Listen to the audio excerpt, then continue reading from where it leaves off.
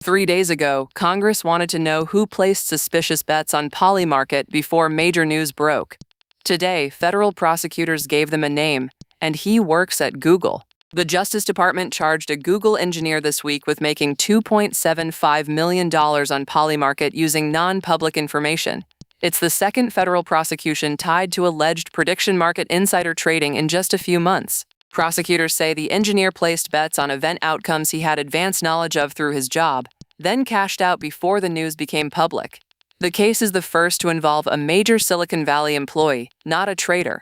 Prediction markets like Polymarket have grown into billion-dollar venues over the past year, handling everything from election odds to Fed rate calls. If federal cases keep landing on platform users, expect Polymarket to face the same employee trading restrictions that hit Wall Street a generation ago.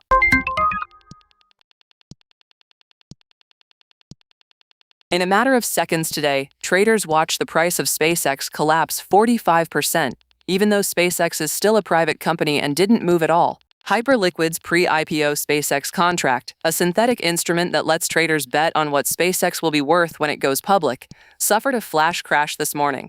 $1.5 million in long positions were liquidated in the blowup. The contract isn't real SpaceX equity. It's a derivative tracking implied valuations from private markets like Forge and EquityZen. These pre-IPO synthetic markets have exploded in popularity on Hyperliquid because they let retail traders speculate on companies they otherwise can't touch, like OpenAI, Stripe, and Anthropic. But thin liquidity means a single large sell order can cascade fast, which is exactly what happened. If pre-IPO derivatives keep blowing up like this, expect regulators to start asking how a company that hasn't gone public can have a public price chart.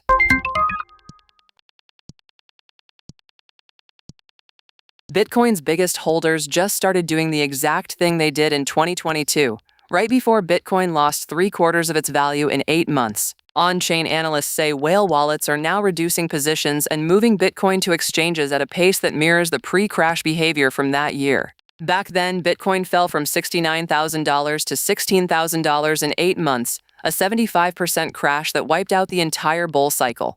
Today's signal is showing up across multiple firms tracking exchange inflows, large wallet net flows, and HODL waves. The Crypto Fear and Greed Index just hit 22, extreme fear territory, and prediction markets are pricing in a drop below 70,000 by the end of May. None of this guarantees a repeat of 2022.